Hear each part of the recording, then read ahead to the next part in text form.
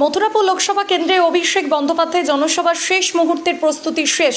সাগর সহ বিভিন্ন এলাকা থেকে সমর্থকদের আসা শুরু।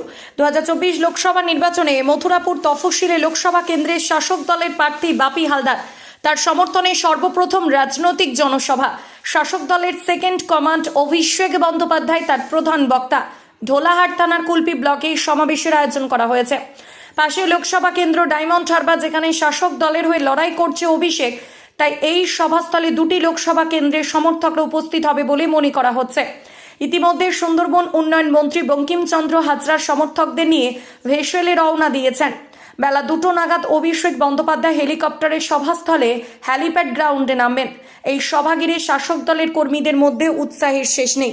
ইতিমধ্যে সভাস্থলের প্রায় 1 কিলোমিটার দূর থেকে কঠোর নিরাপত্তার ব্যবস্থা করা হয়েছে। পুলিশ প্রশাসন বিভিন্ন জায়গায় ব্যারিকেড করে দাঁড়িয়ে পড়েছে। প্রশাসনের পক্ষ থেকে সমাজস্থলের বিভিন্ন রকমের পরীক্ষা নিরীক্ষা চলছে।